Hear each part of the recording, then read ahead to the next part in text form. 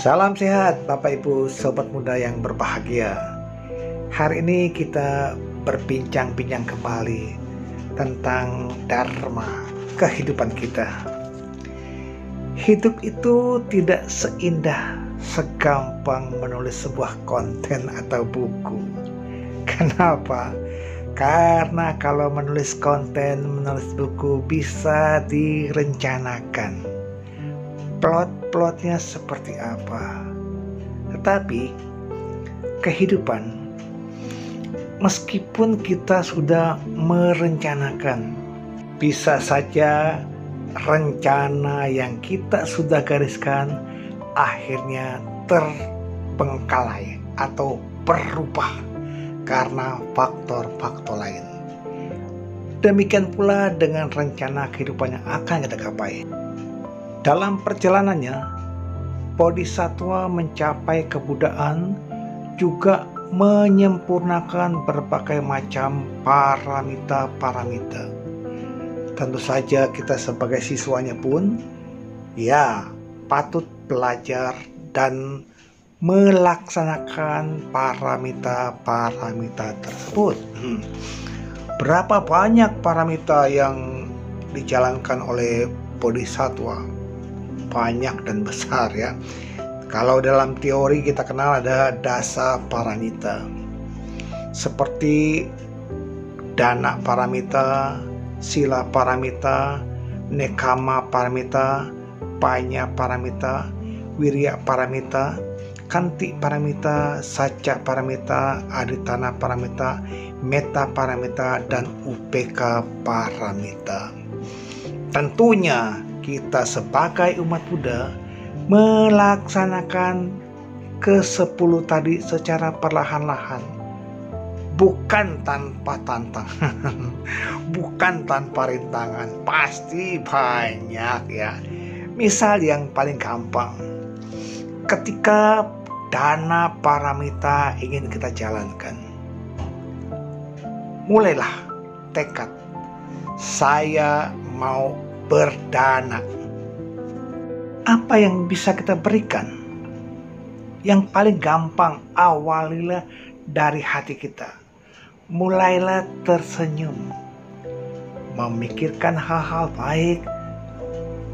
Berdanalah dengan senyuman Anda.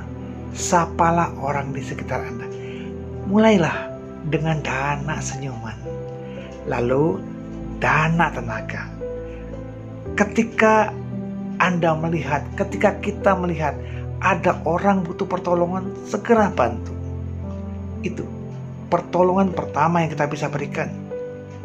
Lalu pada saat Bapak Ibu Sobat Muda naik kendaraan umum, misalnya di KRL, ada orang tua berdiri, kita yang masih muda bangkit, berikanlah tempat duduk itu untuk orang tua tersebut atau orang yang membutuhkan. Itu dana. Kemudian ketika kita mau berdana secara materi, tentu kita lakukan awali dengan pikiran bahagia, saat memberi dengan sopan dan bahagia, dan setelah memberi kita berbahagia.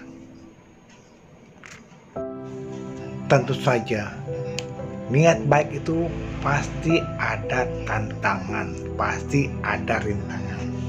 Namun dengan sekuat tenaga kita berusaha mengatasi segala macam tantangan. Yang kedua, bila kita ingin menjalankan sila atau kelakuan bermoral, banyak tantangan yang kita hadapi di sekitar kita. Tetapi tantangan terberat adalah dari batin kita. Mau atau tidak mempertahankan sila yang kita miliki. Bapak Ibu Sobat Muda, kerap kita menyalahkan orang lain sebagai pihak yang menyebabkan kita melanggar sila. Namun, pelanggaran itu bisa terjadi apabila batin kita memutuskan untuk berbuat atau tidak. Oleh karenanya, kitalah yang menjadi penyebab terjadinya sebuah kesalahan. Kemudian yang ketiga, pelepasan keduniawian. Pelepasan keduniawian ini dilaksanakan oleh mereka yang hidup tidak berkeluarga. Keempat, kita berusaha menyempurnakan kebijaksanaan. Tentu saja, kebijaksanaan seorang arahat dengan kebijaksanaan manusia biasa adalah berbeda. Namun kita sebagai manusia biasa, upasaka upasika, berusaha mengembangkan kebijaksanaan ini lewat meditasi, lewat senang belajar, berdiskusi dengan orang-orang bijaksana.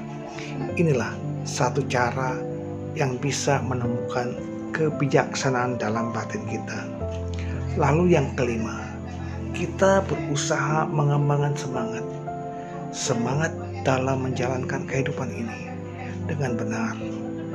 Bapak, Ibu, Saudara yang berbahagia, semangat pasti ada tantangannya.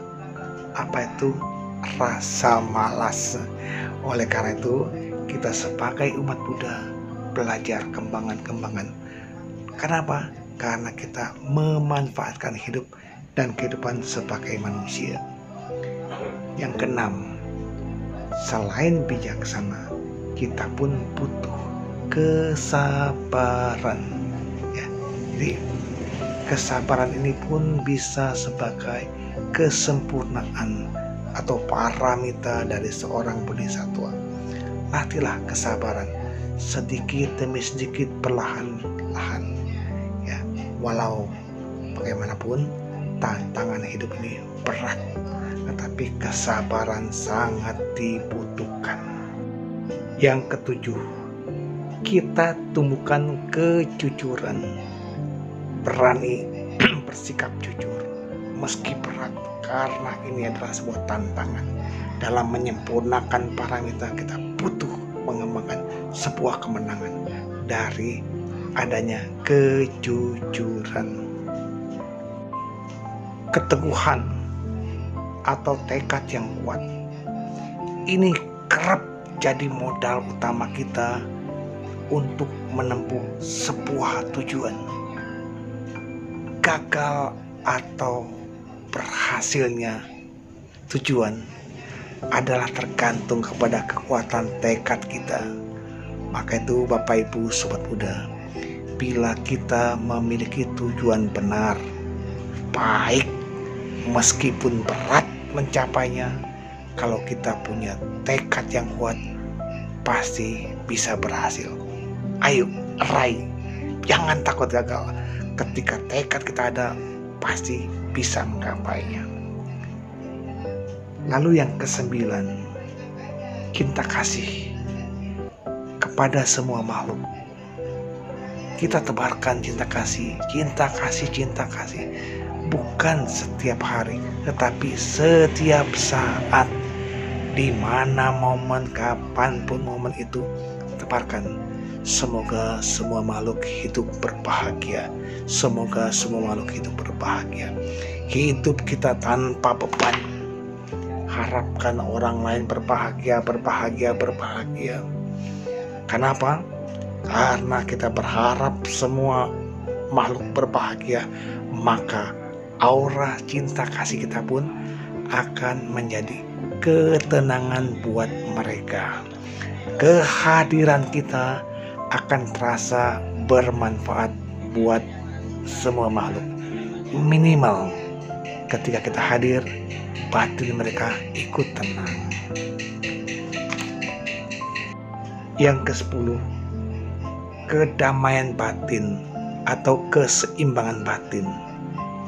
Ini patut kita kembangkan sehingga apapun problem kehidupan kita, bahagia, menderita, tetap kita terima sebagai sebuah kewajaran. Tidak terlalu bergejolak bahagia atau bergejolak menderita. Semoga paramita-paramita yang telah kita pelajari bisa kita laksanakan dalam kehidupan sehari-hari. Tantangan pasti ada, tetapi bila kita kuat dalam menjalankan paramita-paramita tadi, maka tantangan akan tergeser dengan sendirinya. Semoga para sahabat yang tengah kuliah tetap semangat, gapai cita-cita. Juga kepada para penceramah, tetap tekun dan rajin mempelajari Buddha Dharma. Semoga pengabdian kita senantiasa memberkahi kesehatan dan kebahagiaan bagi semua makhluk. Sadu, sadu, sadu.